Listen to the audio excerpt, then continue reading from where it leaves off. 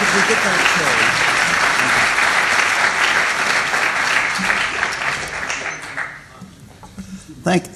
Thank you very much. It's a pleasure to be back in Reykjavik. I've learned so much from studying the economies of small countries, and especially the economy of Iceland. I'm reminded of teaching in Chicago and elsewhere, and usually I begin with a quiz. And the quiz really has two questions. The first question is to ask everyone to think about, ask the students to think about the course that they've had the previous quarter or the previous year that they've gotten the most out of. And I give them a minute to think about that. And then I ask them to write down the central ideas in the course. And I give them a minute. Some of the students may want to think about that, the students in this room today. The universal result, the almost universal result, is that people write down two ideas. And then I ask, and we're a private university, what does tuition in the course? And it's $4,000, so I go to the board and put 4,000 over 2. That's $2,000 an idea. And then I ask, how many hours did you study for the course? And it comes out to be 100, 100 over 2, 50 hours per idea. I've got 30 minutes to deliver 3 ideas today. The first is a review of what has been happening in the global economy for the last 40 years. The second is to talk about the exchange rate system that we now have, a very dysfunctional system. And the third is to talk about how to manage the krónuna. So 10 minutes per idea. If I'm in Washington and ask what is the source of the financial crisis, people always refer to the villains in New York, to Lehman, to Bear Stearns, to the bankers, to Goldman. And if I'm in New York and ask what's the source of the crisis, the answer always is in terms of people in Washington. What I'm going to do today is to try to depersonalize the financial crisis that we've had. It is a crisis of the system. It is not a crisis of individuals. We have a faulty international financial system. So that's the first idea that we're going to talk about. The second idea that we're going to talk about is the nature of the exchange rate arrangements. We have had a system of floating exchange rates for the last 40 years. We've had 4 waves of financial crises that have involved more than 40 countries, and the symptoms are always the same. There's a rush of money into a country. The money leads to an increase in the price of the country's currency and to an increase in the price of securities in the country. There's a massive economic boom. The country has never had it so good. It is almost economic heaven, and then poof, something happens and the system implodes, and there's a search for villains. The villains are not individuals. The villain is that we have a dysfunctional international financial system. And then the third topic that I'm going to deal with today involves the management of the króna. We came in yesterday morning from Keflavik, and it is the most expensive taxi fare I've ever paid in my life, with one exception.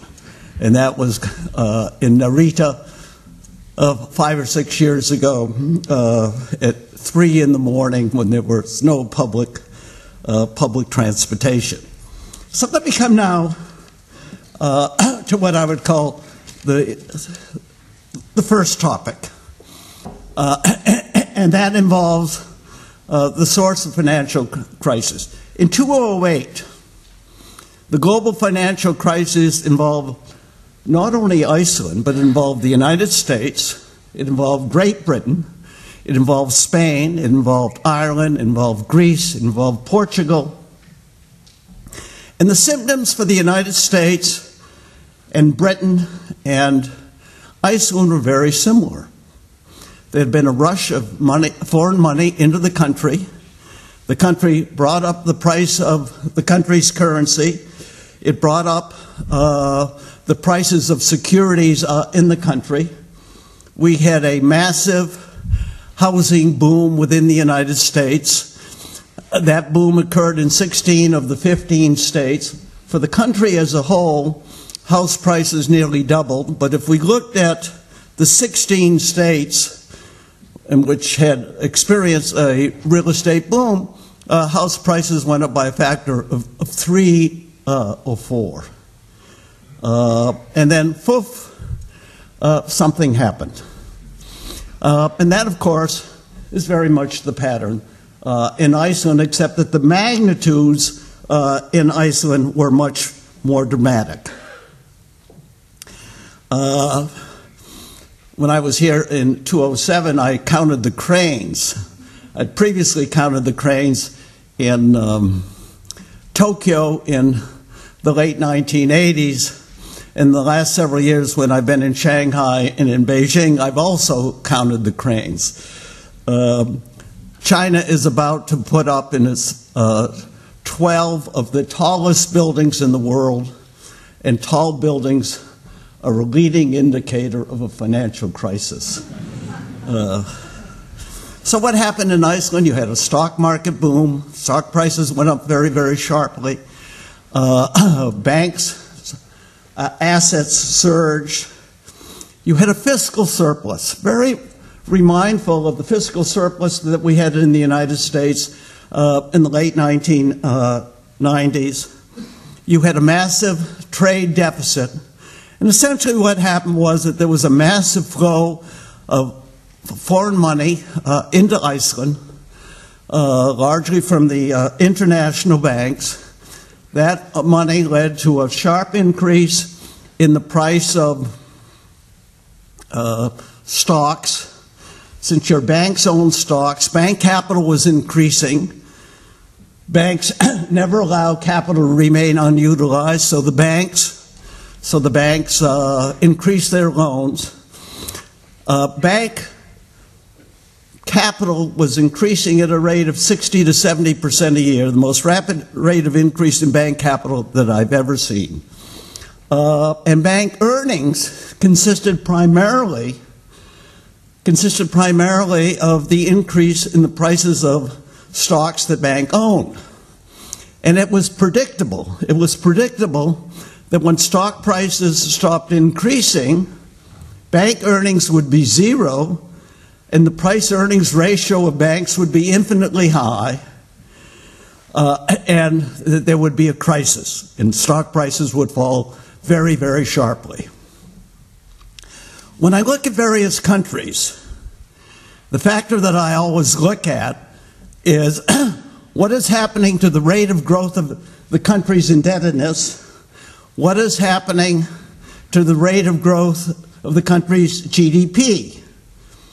And the universal pattern is that the rate of growth of indebtedness is 2 to 3 times the rate of growth of GDP.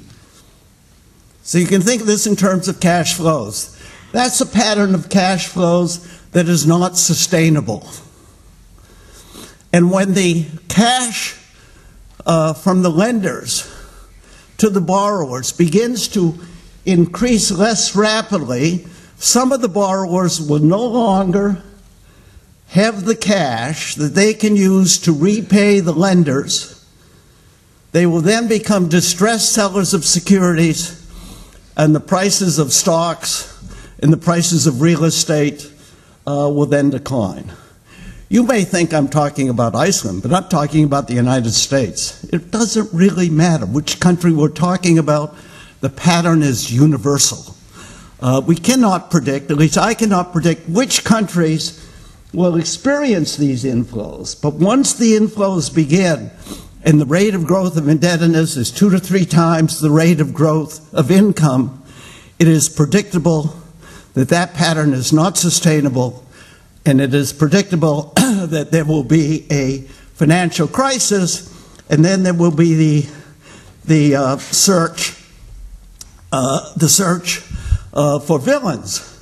But the villain is the system. The villain are not individuals.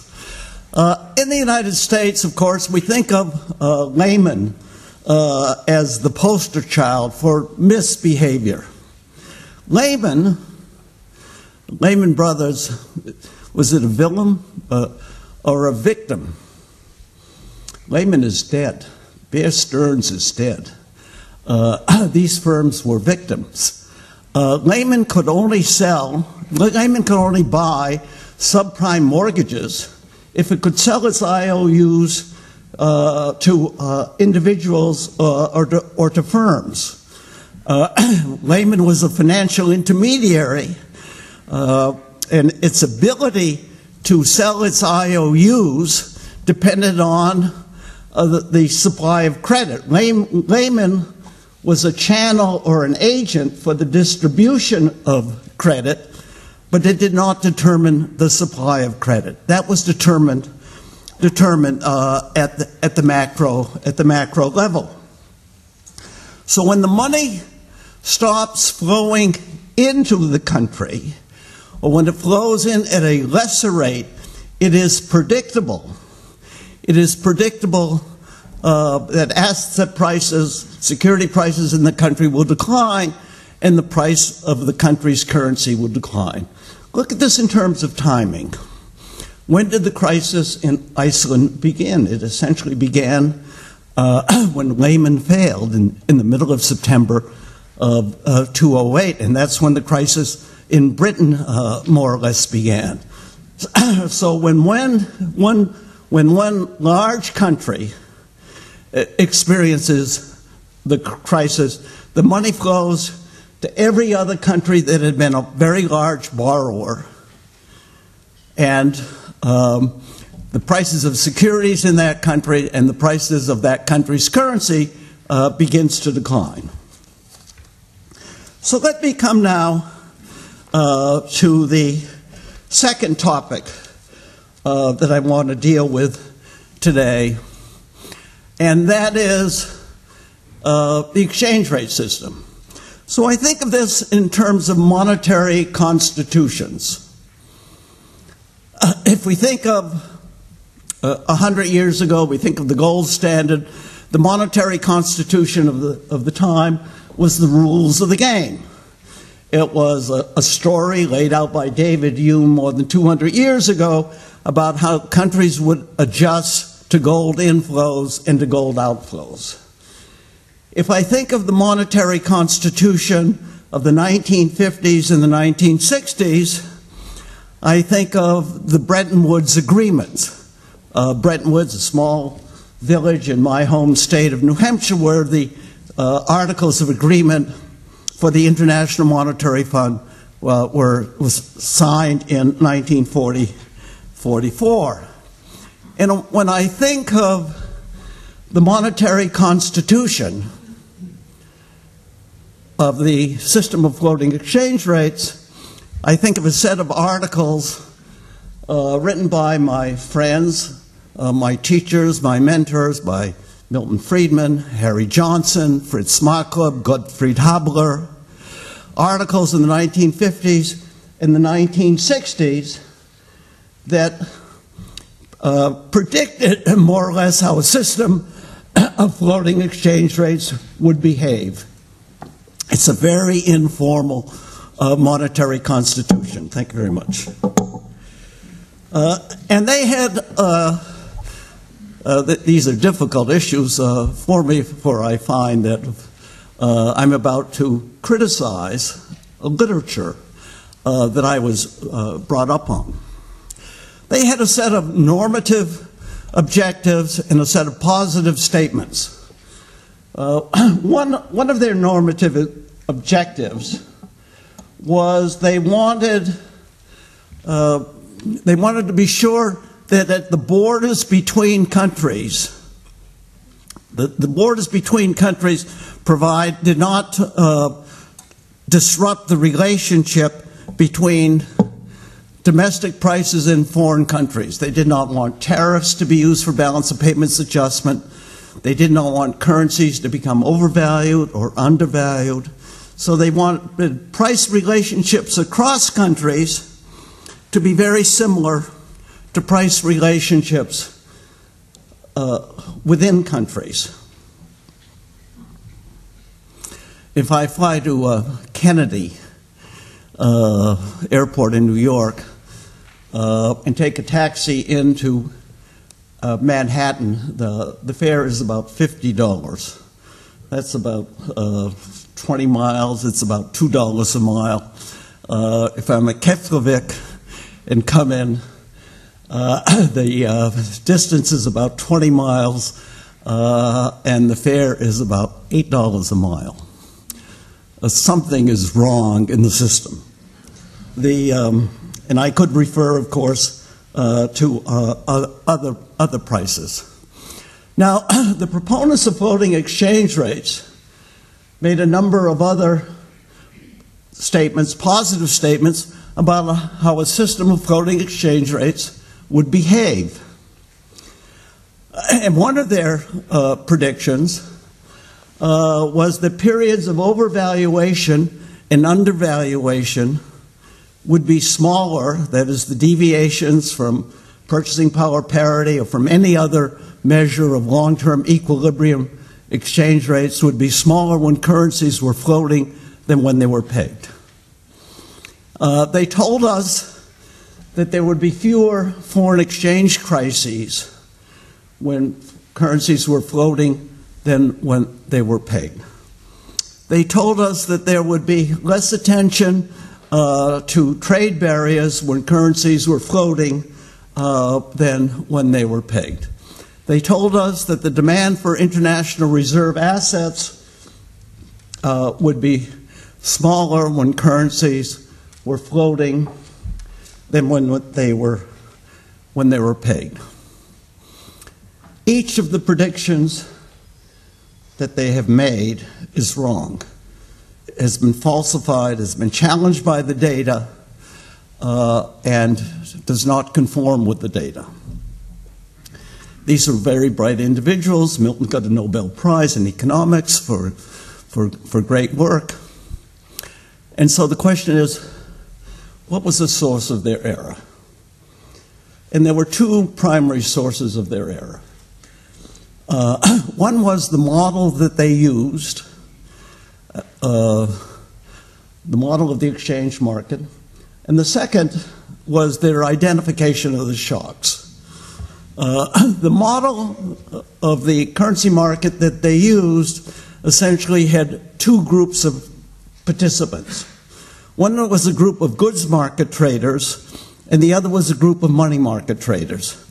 The money market traders were very much like specialists in banks. They would trade during the course of the day, but at the end of the day, they would not go home with a position, which meant that imbalances in the goods market, trade imbalances, could not exist. What their model neglected was that there could be long-term capital flows across countries. And one of the things that we have observed is that there have been persistent cross-border money flows. And that the shocks in the system, essentially involve capital market shocks or monetary shocks, which are much larger than goods market shocks. I think of these money market shocks as being sourced with what one would call momentum traders. These are market participants who observe that if the price of a currency has increased from Monday to Tuesday, they predict that the pattern of price change will be similar from Wednesday to Thursday to Friday. And so we have these very long-run movements by momentum traders, or the carry market traders, that persist for 3, 4, or 5 years, that lead to very large deviations in the prices of currencies from those that we would have predicted based on the comparable prices for similar goods available in different countries. The rate of growth of indebtedness of these countries, as I've indicated before, is 2 to 3 times the country's rate of growth of GDP. There is then an event which leads the lenders to decide that the borrowers are becoming overextended, the rate of growth of money inflows declines, and then the crisis begins. And at that stage, security prices, asset prices fall very sharply, and a large group of borrowers become insolvent, and the system essentially collapses. That happened in the United States in 2008. We had the most severe financial crisis that we've had since the Great Depression. It happened in Great Britain, and it happened in Iceland. And so the villain, if you want, is the exchange rate system that we have. And that suggests that we need to think about what the alternatives. Now, and the basic alternatives are to choose between a system of pegged exchange rates and floating exchange rates. The virtue of floating exchange rates, the virtue that Milton, Harry, Gottfried, etc., is that it provides a marvelous system if there are differences in productivity growth rates across countries, or if there are differences in inflation rates across countries. But the baneful aspect of a system of floating exchange rates is that it permits these very harmful monetary shocks in the form of a surge in the demand for foreign currencies, which becomes self-fulfilling for several years. The advantage of a system of pegged exchange rates is that it provides very modest opportunities for cross-border currency speculation, other than when a currency becomes somewhat overvalued, but it does not provide an easy means of adjustment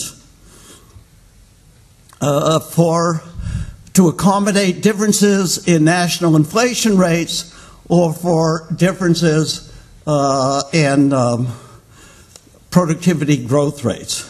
So we need to be thinking of what sort of currency system would enable us to have the advantages of floating exchange rates to accommodate productivity shocks, and a system of pegged exchange rates which would make it much more difficult for momentum traders to run away with the value of the currency. And that brings us to something like a crawling peg arrangement, which would involve very large currency bands. Every month, the central rate might be restated, but the bands would be large, but there would be limits. Central banks would intervene in the markets to essentially prevent momentum traders. And which takes me now to the third topic that I want to deal with. What is the appropriate value for the Icelandic króna? And here I want to begin by assuming there is no burden of block balances. So we might ask the question, if we started de novo, what would be the ideal current account surplus for Iceland? It's probably going to be in the order of 2% of GDP, 1 to 2% of GDP. We want a small current account surplus at full employment. And now we need to think of three adjustments. The first is the economy is not at full employment. So let's make the assumption that we have a current account balance of 0 and a 5% unemployment rate, and the target the target will be a current account surplus of 2% of GDP when the unemployment rate is 2%. So we then have to ask the question, what will be the value? We need to make two adjustments. One adjustment is what will be the adjustment of the current account balance at the current exchange rate if we go from 5% unemployment rate to a 2% unemployment rate. And then we need to ask the question, what is the appropriate value of the currency to achieve a 2% current account surplus at full employment. And the third adjustment we need to make is that for some time, Iceland will need a modest increase in its current account surplus in order to provide the opportunity for the repatriation of the block balances. So one can think of a temporary increase in the current account surplus of 1% of GDP for 5 or 10 years to accommodate what might call the rebalancing, the repatriation of the block balances. A country cannot live with block balances for an indefinite period of time. And so let me suggest that the change in the exchange rate, the change in the price of the krona, to accommodate these three objectives. The first objective is the adjustment of the economy to an unemployment rate of 2%. The second is to achieve a current account surplus of 2% of GDP. And the third is to accommodate an increase in the current account surplus of 1% of GDP. This is going to require a very large change in the price of the currency. One consequence, of course, will be that there will be an increase in the price level, and the increase in the price level might be 30 to 40% for each change in the price of the currency. And the second, of course, is that you're going to have to adjust. You're going to have to deal with the problem of indexed mortgages. Now, that's a much easier problem to deal with because it essentially involves redistribution among the people in this room, those of you who own mortgages and those of you who have pensions, and most of you have both mortgages and pensions, and so that's sort of an internal wash. So let me conclude and then we'll take your questions. I've touched on three topics today. The first is the source of financial crisis. The second topic that I've dealt with is the dysfunctional international financial system.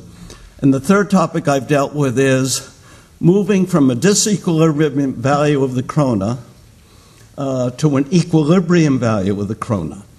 That will involve a much larger purchases of foreign currencies by the central bank to achieve a lower price of the krona, but it is necessary in order to enable the country to move away from the system of exchange controls to a much freer currency system. Let me take your questions, concerns, etc.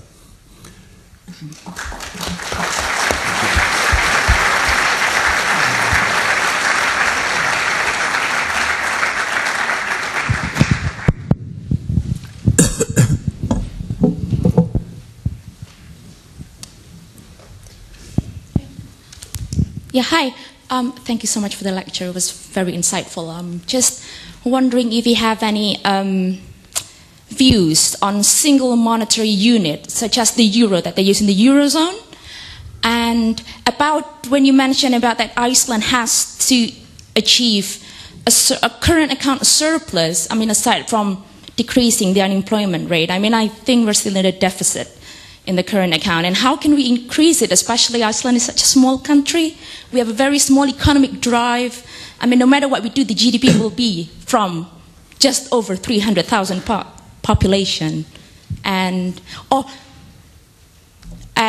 we just suspended our discussion and ascension on EU and adopting the euro, and I was wondering if we should adopt it, will it have any effect or vice versa? Thank you. Thank you. I think there are sort of two parts of the currency. The size of the country has very little to do with the problem, right? In fact, the size of the country, the small size of the country, provides an amazing scope of flexibility. One of the issues, of course, is should Iceland give up sovereignty over its currency and join a monetary union? Iceland has a very peculiar resource structure in terms of the export dependency on one industry and the consequence of fisheries. And the consequence is that if there were a significant decline in export earnings because of misadventure in the fisheries industry, Iceland would be in a very unfortunate position if it were part of a currency union. Events in Greece today would appear like a holiday if Iceland were part of a monetary union and there were a severe accident in the fisheries industry. Iceland needs flexibility in terms of its currency. Let me take the next question.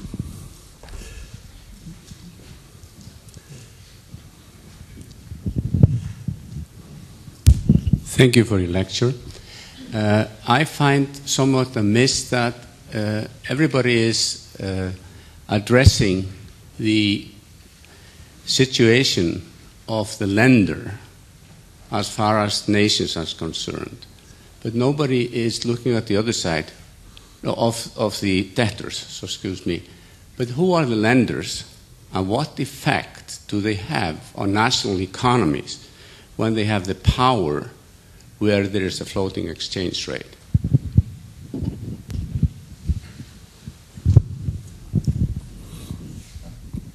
If I understand the question, then I have to take exception to the assumption. The management of the price of the currency is determined in Iceland, not by the lenders. I'm not sure if you're talking about Iceland, but international. Well, why don't you expand on the question then? Well, the thing is that if you borrow some money, somebody is lending it to you. And the tremendous amount of money that nations have borrowed in the last decades is really bringing some of them to their knees. And so I'm really asking you, what is the effect and the power of the lenders vis-a-vis the sovereign national states? The borrowers always have the opportunity to default and to negotiate with the lenders for a change in the terms of the contract of the indebtedness.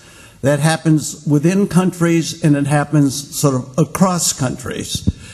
And if one were to go back to 2008, when the crisis hit Iceland, the question is, should the lenders to Iceland, should the Icelandic government have required that the lenders take much larger haircuts on their indebtedness than they actually did?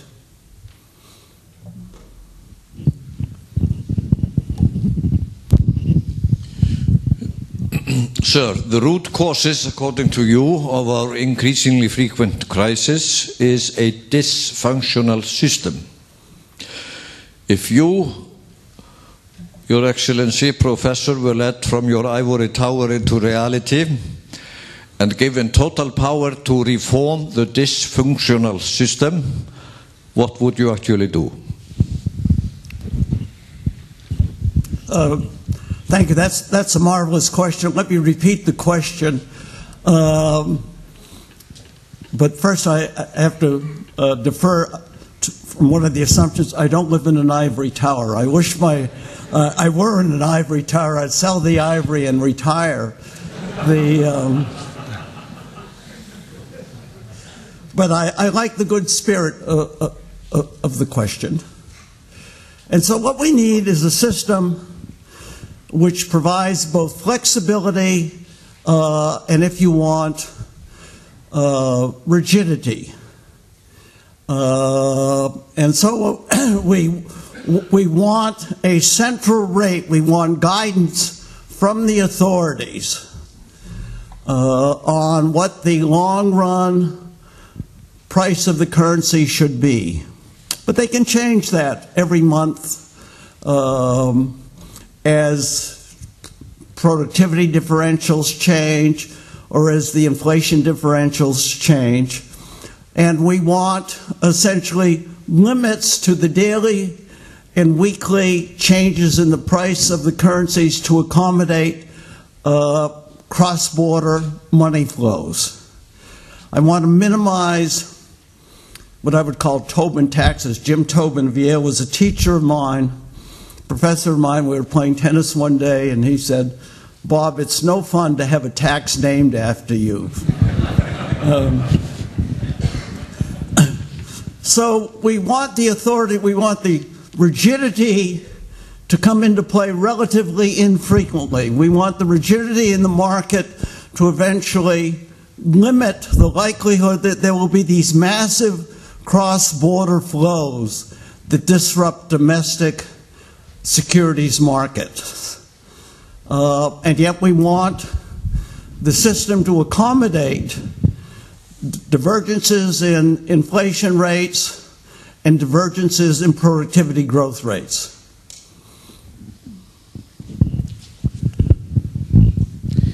Dr. Aliber, I'd like to ask you, would you recommend, for example, in Iceland, that the króna be pegged to a weighted basket, including the currencies of our major trading partners, the price of fisheries products and aluminium? Would that be something that you would recommend? If so, why? And if not, why not?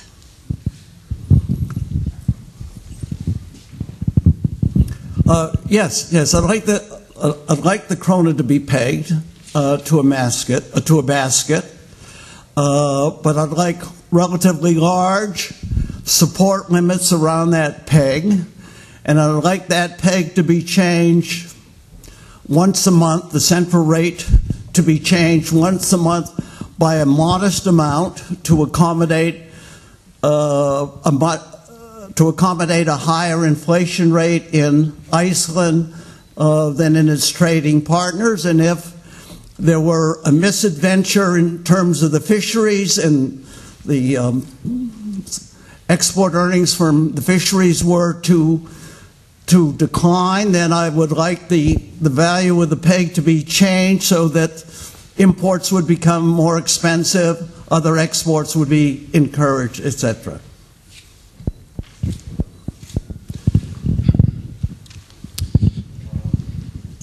Thank you very much, Professor Aliber. I was wondering about your system of crawling, pegged or floating exchange rates. Of course, the exchange rate is very, very important. But nevertheless, we have to face up to the fact that we have speculation. Momentum traders are essentially speculators. We have that kind of speculation in many goods and services, also within countries. Sometimes real estate goods, sometimes art goods, and prices rise, and that expectation becomes self-fulfilling. When it comes to exchange rates, you're recommending that some authority second guesses the market and tries to correct the inherent instability of asset prices. And my question then is, where does it all end? Let's assume we do this for the exchange rates on a global scale, and then we could move to all the other asset markets. Let me interrupt, because I think I understand the question, and it's a very important question. And can I give you a punchline? Yeah. Basically, you're saying, I don't believe in the free market system anymore. I want to manipulate prices. You're right. You're right. You're absolutely right. And so when I was here in May of 2008, I said the market is wrong. Did you think it was right? Right? Did you? I'm sorry. What did you say? I see. So the answer was it was more right than I was, right? And the result has been that you have had a massive financial crisis. You no longer trust your institutions. But I think the basic question that you're asking is the exchange market different from other markets? Is the market in currencies different from the market in pork bellies, or the market in real estate, or the market in stocks? And the answer is it is. It's a very different type of market. And this is not an issue between left and right. This is not a political issue. The currency market feeds back to the domestic securities markets. When your currency, when the price of the krona in October 2008 collapsed, the prices of the stock prices collapsed very, very sharply, right? And so there is a pairing between what happens in the currency market and what happens in the securities market. On the way up, of course, the currency got stronger and securities markets got stronger. So these cross-border flows have tremendous shocks to countries' economies. Now, but I like in part the spirit of the question. Yes, the authorities are not likely to be correct forever. But if we look at the 1950s and the 1960s, we had currency crises, but those currency crises were not associated with banking crises. The unique feature of the last 40 years has been that every currency crisis has been associated with a banking crisis. And those banking crises have had tremendous adverse impacts on political stability in many countries. It's a marvelous question. Thank you.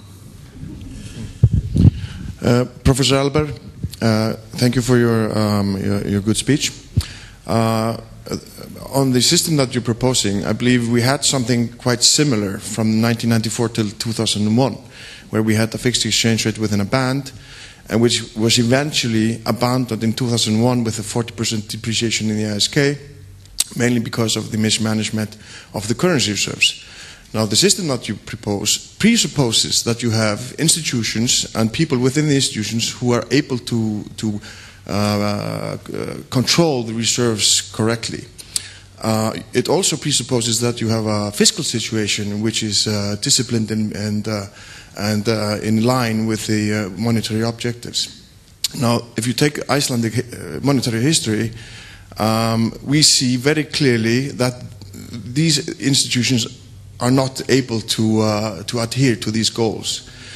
And that's why the push for abandoning the national currency has been so strong in Iceland, and people view that adopting another currency is a part of a solution to move Iceland towards a discipline. I understand your worries about external shocks, especially in regards to the fisheries, but I don't share your prediction with the situation. If we were to experience a shock like in the fisheries industry or so on, that we would experience a crisis like Greece. I think the flexibility within the Icelandic system means that we will approach it much more like the Baltic states, who have had a very good experience from having a fixed exchange rate. Sorry, was there a question? The question is, we've tried something like the system that you proposed and it didn't work. Try it again.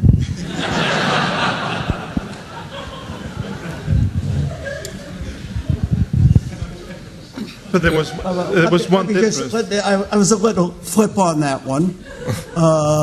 And so I think the question you have to ask, this is a very serious question, but the question you have to ask is, are the consequences of the previous system that you discarded on the domestic economy more costly than the crisis that you've encountered in 2008? And clearly I have to defer to you in terms of Icelandic history, but I'd be willing to bet even money. In fact, I'd be willing to give you odds that the earliest system that you discarded had far less harmful impacts on the domestic economy than the system that you lived with that led to the 2008 crisis. Do we have a bet? Thank you. Thank you. All right, you've had your chance.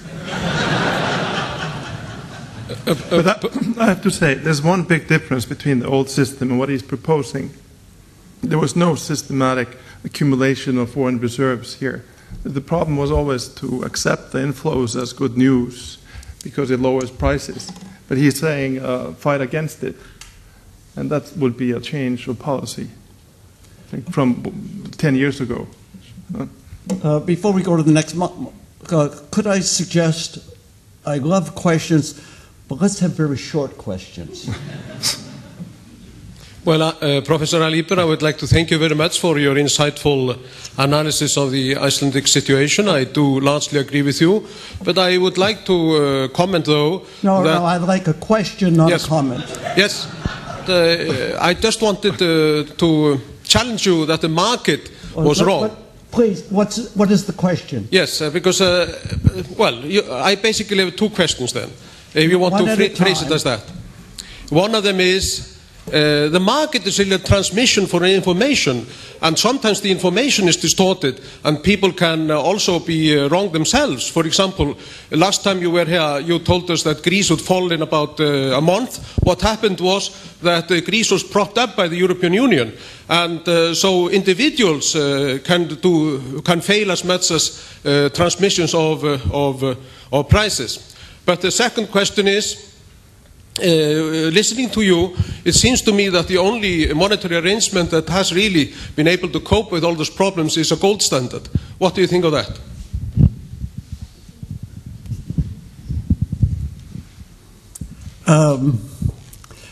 So I think the question was, what are my views of the gold standard? The gold standard was a marvelous mechanism. The question, however, is it feasible to return to the gold standard, or if you want, essentially a monetary union? And that question focuses on what is the likelihood that countries, industrial countries, could accept significant declines in their domestic price levels. And we have a marvelous and tragic example of that today in Greece. What is happening in Greece today is obscene.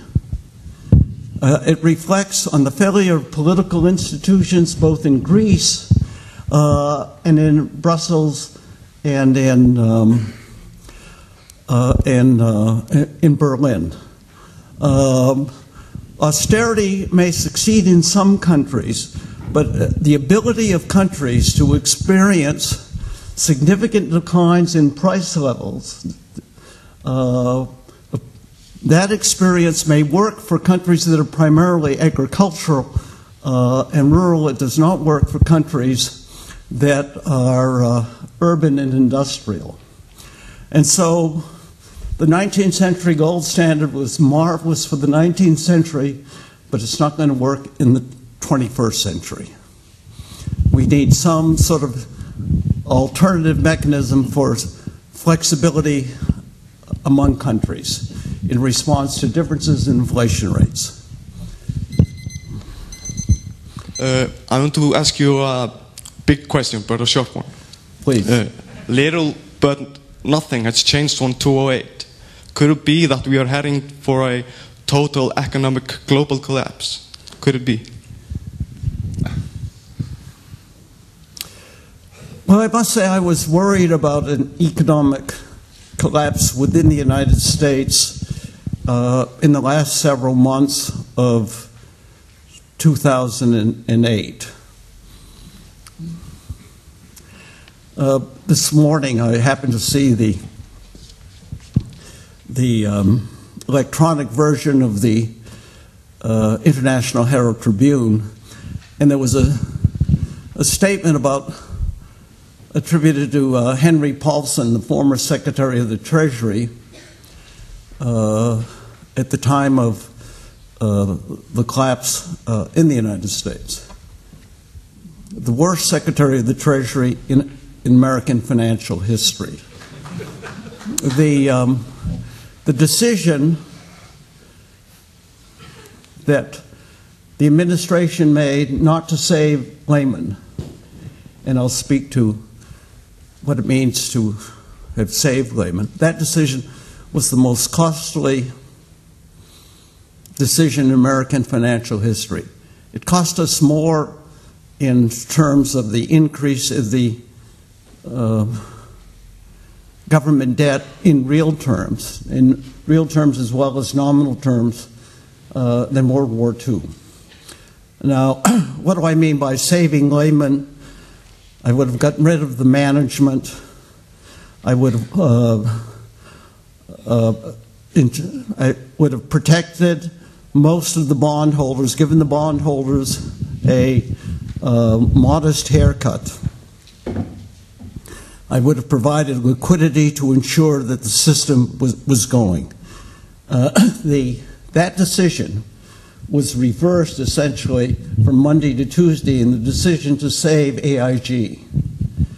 And that decision turned out to be remarkably successful in the sense that the government the U.S. government has been selling and will now sell its position in AIG and will come out with a profit. It is as if the U.S. government were a vulture investor.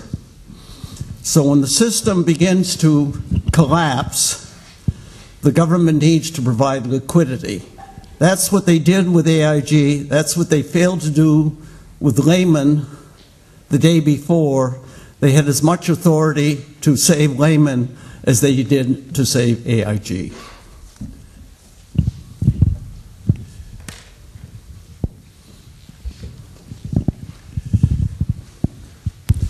I have a short question. If China collapses, will it follow your model of indebtedness growing faster than the economy? Yes. That's a marvelous question. I've been to China about 5 times in the last 3 years, and I was there once, let's say 3 years ago. One of my lunch with former Chicago students, and one of them said he just moved into an apartment building, 800 units, and he was the only one living in the building. And I was fascinated. And in the next several days, as I was driven around Beijing in the evening, I looked at the light patterns in the buildings. And the apartment buildings, many were dark. 6 months later, I'm back in Beijing, and I'm scheduled to talk with Chicago students on a Tuesday evening, but one of my former students, Warren, says, you've got to talk with us, a group on Sunday. So I flew from Hong Kong to Beijing on a Sunday, and there I was sort of shanghaied in Beijing, and he took me to the talk was going to be in a real estate office, and it was absolutely fascinating. So I started talking with a real estate salesman. How much do apartment prices cost? $500,000 to $600,000 US. What is the income of those who buy these apartments? $20,000 to $30,000. So that's a price to income ratio of about 30. And how do people afford these apartments? And then I began to look at the ratio of rents to apartment prices. And that ratio was about 1.5%. So apartment prices were very, very high, but people could not afford to live in these apartments. And so there are now between 7 and 10 million unoccupied apartments in China that are held for investment purposes as stores of value. At some stage, somebody's going to have to occupy those apartments. But they can't afford to occupy those apartments under current prices. So those apartment prices will eventually fall. Either that or there will be an inflation.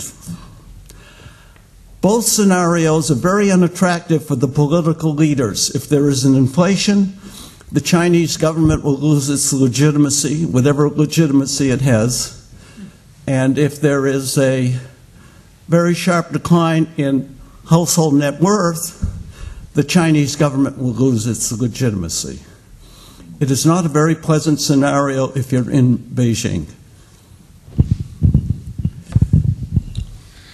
Yes, I was wondering what your opinion is on what will happen if Washington fails to reach an agreement on a debt ceiling within the next 10 days, both on the US and global economy. Well, as we would say in the United States, the shit will hit the fan, but the debt, there will be some sort of accommodation to that eventuality. The very large number of people in Washington who want to get on the 6 o'clock news, and the way to get on the 6 o'clock news, TV news, is to make an outrageous statement. And so the President and the Congress will come together and we will reach an accommodation on the debt ceiling.